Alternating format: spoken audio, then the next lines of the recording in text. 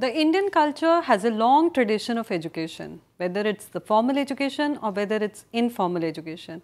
And it becomes essential to understand how the education has been developing, how the teacher's role has been changing over times. In ancient times, education was considered as a process of self-improvement, which continued from birth till death. At primary stage, it was considered as an education of living life, learning to perform the routine activities of day-to-day life, and hence it might not have been thought of as a separate stage of formal education. However, it was considered as a preparation to life, as a preparation for life. When you're preparing for all the different roles which you're going to play in the future life, you're preparing for them in the primary stage of education. During those times, knowledge was considered as a third eye, giving insights to all the affairs of life. As previously said, it was considered as a third eye, which is giving an insight into all the affairs of life. So, you're not just having a preliminary glance of the thing, you're getting into the in-depth of the thing. You're understanding the logic behind the day-to-day activities which you're carrying. Once you have the logic, obviously you're going to perform better. How the Indian education was aiming at? What were the aims of Indian education? The spirituality, the character building, the personality development, the civic sense, promoting efficiency, preservation and propagation of culture. These were the set goals and aims of education, and all the other activities used to revolve around these because the aim of education was set. Now, once you know that the aim of education is personality development, so the curriculum was planned in that manner that the curriculum development or the personality development was enhanced on the part of the individual. In those days, education was considered as a lifelong continuous process of self-improvement. So, please understand here, it was a lifelong continuous process. It wasn't something which would stop at class 12th or which would stop at certain years of life. It was considered as a continuous process and the aim was self-improvement. Further, it was considered as a source for harmonious progressive development of physical, mental, intellectual and spiritual capabilities of the student to live as a useful citizen and make progress in the present as well as in the future life. So, the aim of education wasn't limited to the present life of the individual, it extended to the future life of the individual as well. Now, let's understand what kind of education system did the ancient India have. Ancient India had a Gurukul system. The student was required to stay with the Guru for the specified period of study. Guru's ashram was a kind of boarding school if we compare it in the present context. Everyone, irrespective of the richness or the higher status, they lived together, they were treated same. Even the princes of the kingdoms used to stay in the same setup where other individuals were staying, and they would stay as poor in the Gurukul. Like we all have heard of the story of Krishna and Sudama. Education in Gurukul was supposed to be free, but yes, there were different systems to support the Gurukul because definitely there was cost, but the cost wasn't incurred from the students. So, to support the Gurukul, everyone had to beg alms. Madhukari as it was called during that time. Now, what was the purpose of this Madhukari? This Madhukari or begging alms was fixed for everybody, every child in the Gurukul. So, whether the child is from the upper class or whether the child is of a king or whether the child belonged to somebody who was from a lower social background. Because Madhukari was expected to teach them humility and a certain kind of in-depthness to the society for supporting them as a student. Also, it helped in minimizing the caste hierarchy and treating all the students as equal. So, one understands if everybody is going out to beg, for alms, so it was giving a certain kind of equality among all the children, irrespective of the background they are coming from, irrespective of the lineage they are carrying. So, Madhukari helped in maintaining this caste, helped in absolving this caste hierarchy. Now, let's come to the further conclusion of the things, who was the Guru. Guru was the head of the Gurukul. He was like a father figure, he was like a parent, he was like a guardian of the inmates. He taught students without charging any kind of fees. Now, this flows from how the Gurukul was working. We said that Gurukul was not supposed to charge anything. The similar was happening for the Guru who was the head of the Gurukul, that they were not charging anything. They were not charging any kind of fees from the students. But how do they manage the things then? For Guru, charging fees was like a taboo. He wasn't considered good if he was charging any kind of fee from the students. A Guru would consider Vidya Dan as the best Dan, and they would condemn the very idea of selling knowledge. So, it was considered that knowledge is something which cannot be sold. So, it is the prerogative of the Gurukul that they won't charge anything from the students. Now, how did they support themselves? The Gurukuls were supported by the donations. Donations from the kings, there were donations from the philanthropists, and the donations from the rich of the society. Further, they would get Guru Dakshina from the students once they have completed their education. Now, what was this Guru Dakshina?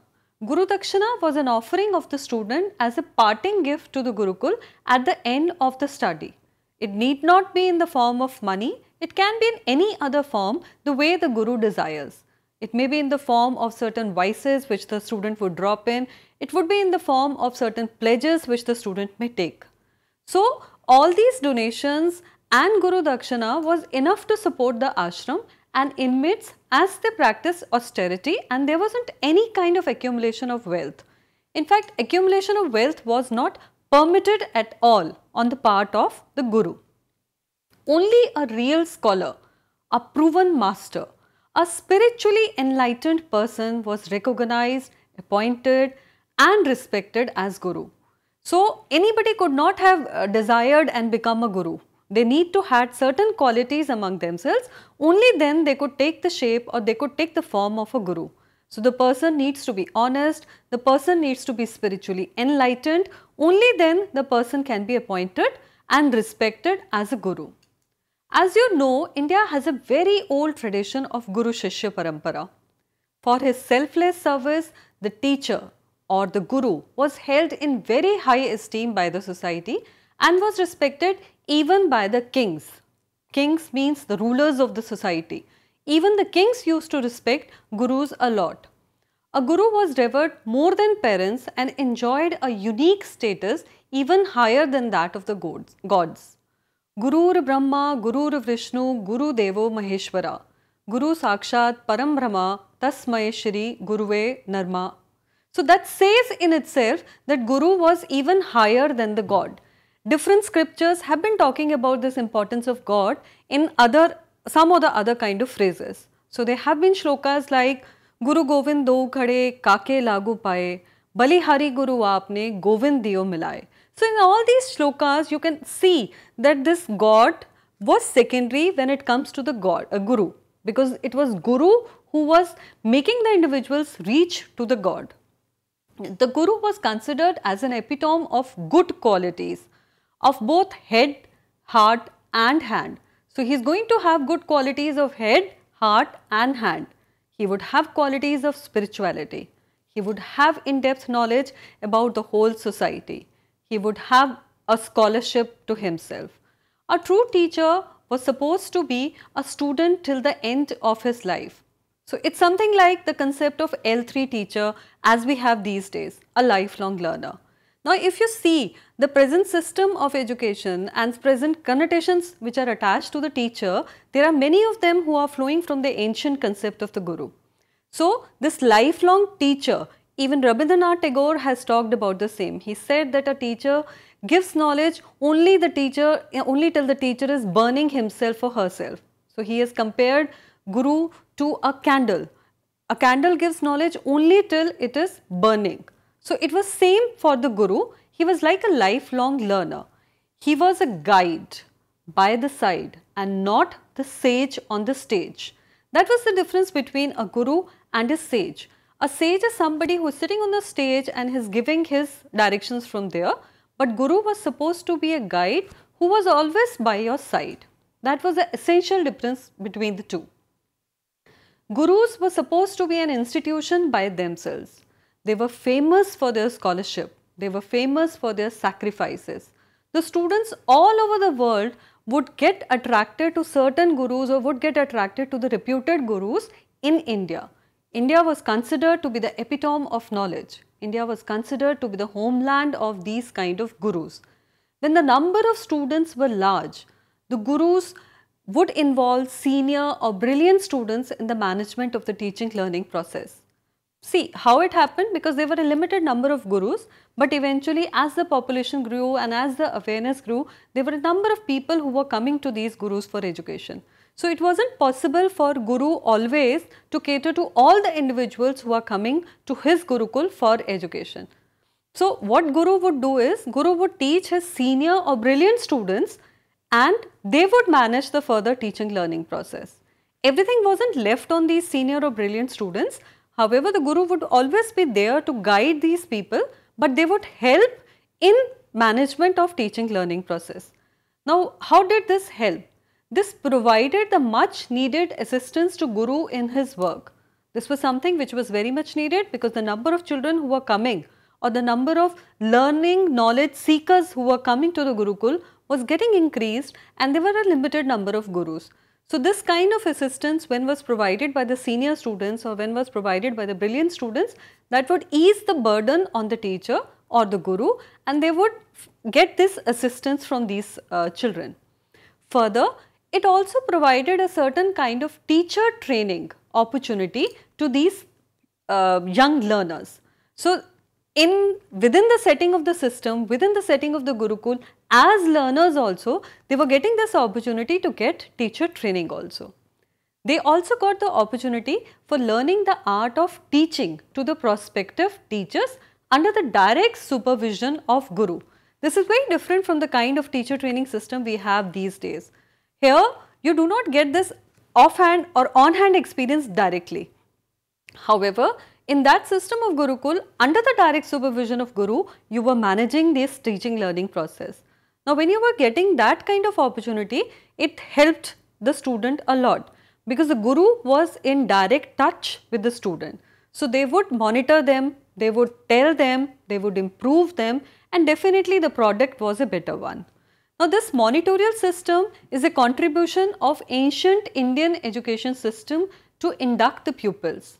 The ancient education system had this monitorial system wherein the guru would train the pupils, the senior pupils, and these senior pupils would train the junior students or the new students who were coming into the system. They could be either the son of the teacher or older senior abler students as teachers.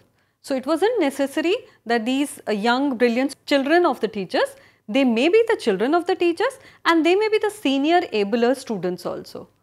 Later, during Manu's period, the social order changed. Now, it was that anyone who is born as a Brahmin would become a guru, whether scholarly or not. So, here the caste system came into effect. If you are a Brahmin, you are born to a Brahmin, you are going to become a guru, whether you are scholarly or not. So, your occupation was certainly attached to the lineage which you are carrying.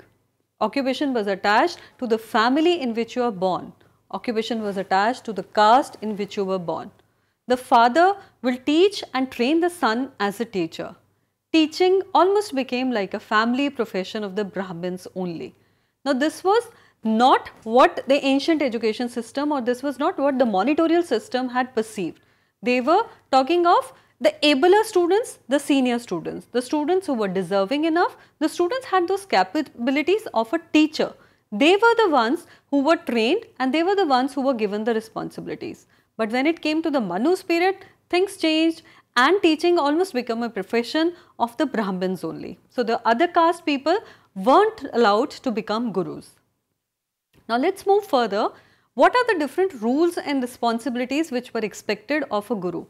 In those days, Guru had to perform a variety of roles for the students.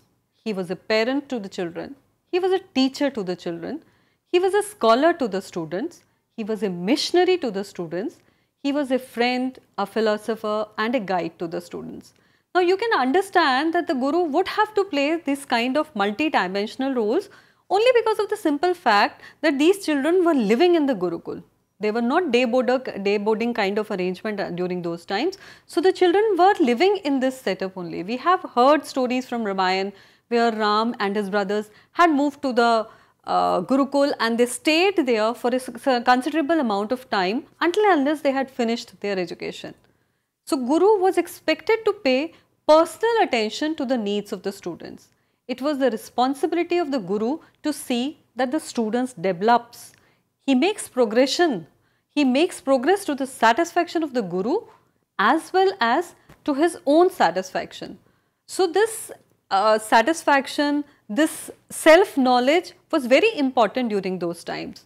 There used to be a very intimate relationship between the teacher and the taught, almost like a father and a son. Teaching method was oral. It was interaction based. There used to be dialogues between the teacher and the taught.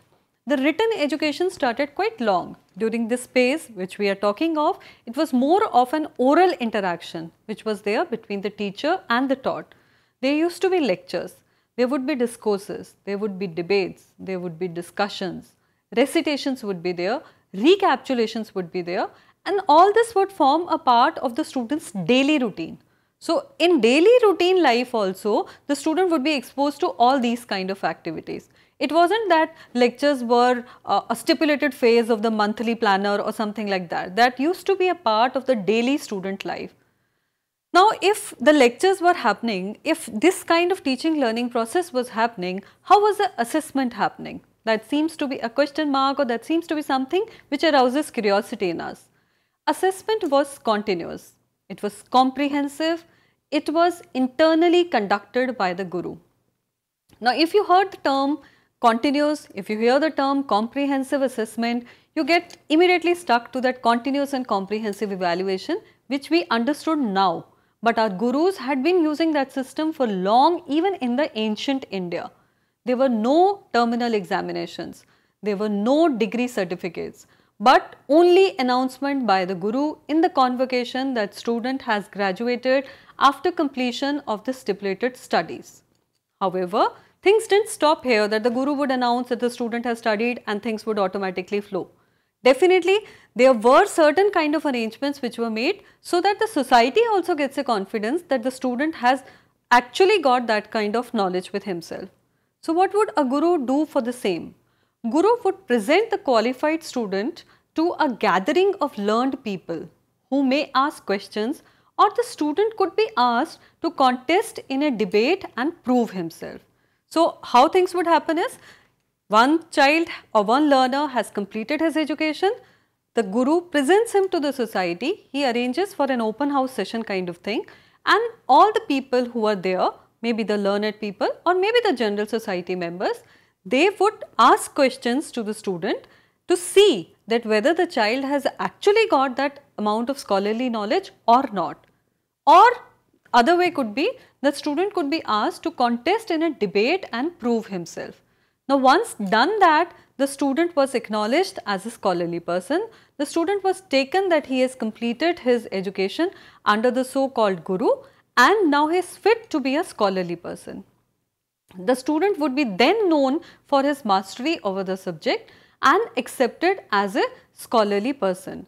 Now, this autonomy of the learner was respected. This was another catch point during that system, that autonomy of the learner was also respected.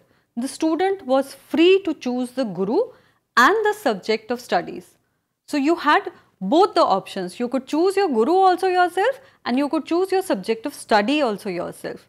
But this autonomy wasn't limited only to the student. This autonomy was given even to the gurus also. So, guru also had a prerogative that whether you want to accept a particular student as your shishya or not. If you accept it, only then the student would be taken in as your shishya. We all have heard where Dronacharya refused Karan to have him as his students because of XYZ reasons. Point is that they were giving this prerogative that whether you want to accept that student as your shishya or not. This was about the education system, this was about the role of teacher or the vision of guru which was envisioned by the society at that time. Let's move further. Let's talk about the different educational institutions, how they got formally established. The educational institutions formally got established in the form of centers for higher learning during the Buddhist period in monasteries and temples. So, until then, until the Buddhist period, during the ancient phase, what was happening was that educational institutions were only in the form of gurukuls. So, only the students would be coming to the gurukuls. However, when we progress to the Buddhist period, as things changed, people changed, societies changed, and obviously the ruling dynasties changed. So there the centers of higher education institutions were established in monasteries and temples. These places developed into big establishments during King Ashoka's time as counterpart of Hindu Gurukuls. So it was this phase of King Ashoka when monasteries were established or when temples became the centers of higher learning. These were quite similar to Gurukuls in certain senses and different in certain senses. They became residential universities. Primarily they were centers of higher education. They would have clusters of teachers or gurus and students who would be living and working together in pursuit of knowledge. So this was similar to a Gurukul, but Gurukul was limited to a level of knowledge.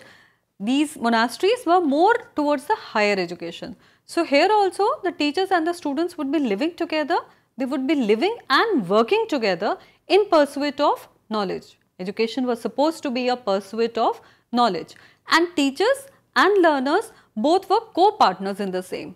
It wasn't that only the guru would be having all the knowledge and he has to transfer it to the students. So it was both gurus and students who were living together, who were working together in pursuit of knowledge. They would engage themselves in creation, conservation and dissemination of knowledge. So there were three main things which were happening in these universities or monasteries was creation of knowledge, conservation of knowledge and dissemination of knowledge.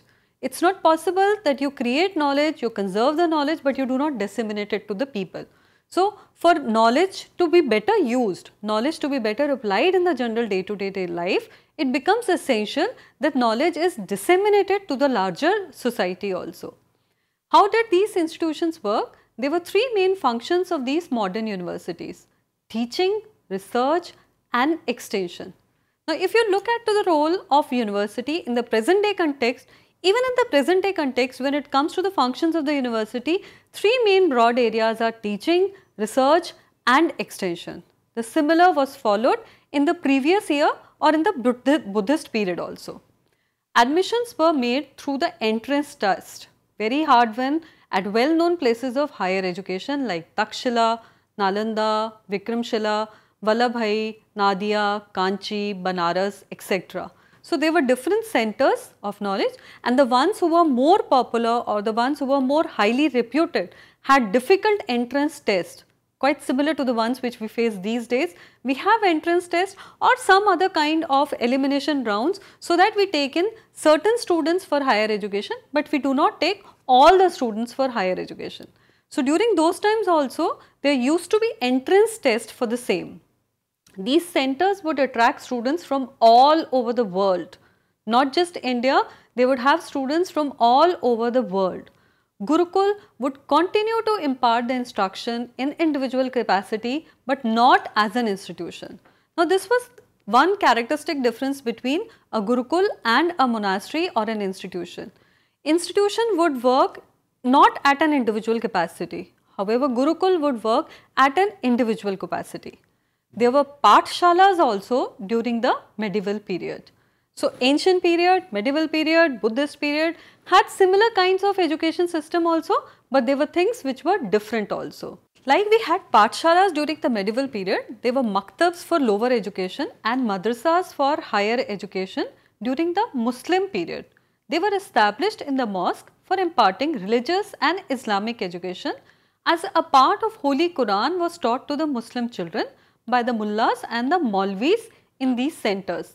Now this was similar to Gurukuls in the sense, or to the monasteries in the sense that the places of worship were used for imparting education. But the kind of education which was imparted was very different. Gurukuls had been providing education which was a preparation of life, which was for the betterment of the individual, which was for the pursuit of knowledge.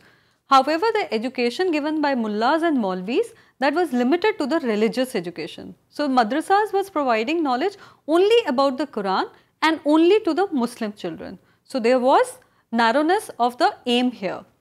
This kind of arrangement continued till the East India Company entered India and they established themselves as a controlling authority in many regions. Now with the advent of the East India Company in the India, you would realize that they were controlling authority in many regions. They changed different systems. They changed the Gurukul system of education. They did not accept Gurukul as a formal system of education. So they introduced the concept of schools, colleges and universities. However, we need not forget whatever we have got from our past. There were things which were coming to us back now through the Western direction.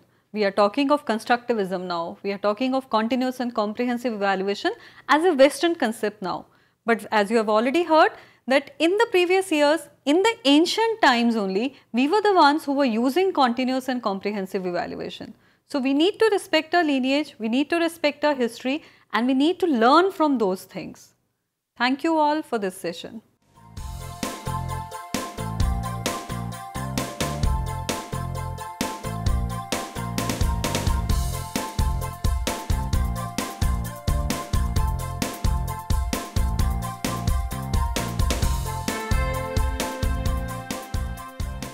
घर बैठे पाएं राष्ट्रीय मुक्त विद्यालय शिक्षा संस्थान यानी NIOS में एडमिशन, वो भी एकदम आसान तरीके से, जिससे शिक्षार्थियों को होगी समय और धन दोनों की बचत। NIOS से शिक्षा कभी भी कहीं भी। शिक्षार्थियों, क्या आप जानते हैं NIOS में एडमिशन लेने का सरल और सुगम तरीका, जिससे शिक्षार्थियों को ऑनलाइन प्रवेश लेने में सहूलियत मिलती है। NIOS में प्रवेश की प्रक्रिया पूर्णतया ऑनलाइन है। शिक्षार्थी घर बैठे इंटरनेट द्वारा प्रवेश के लिए सबसे पहले NIOS की वेबसाइट www.nios.ac.in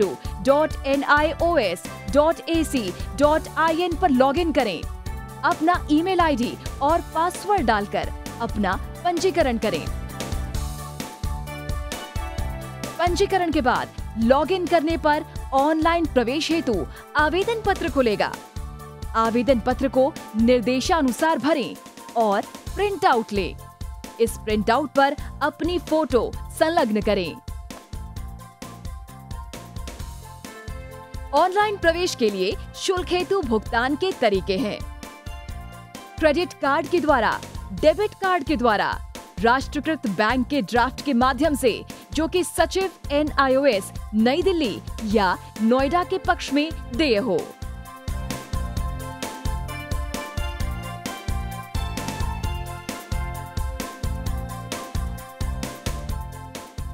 भरे हुए आवेदन पत्र के साथ साथ डिमांड ड्राफ्ट और संलग्न किए जाने वाले दस्तावेज हैं: जन्म रजिस्ट्रार के जिला कार्यालय से जारी जन्म प्रमाण पत्र की सत्यापित प्रति, जिसमें जन्म तिथि अंकित हो, पिछले विद्यालय से प्राप्त विद्यालय छोड़ने का प्रमाण पत्र, जिसमें आवेदक की जन्म तिथि लिखी हो।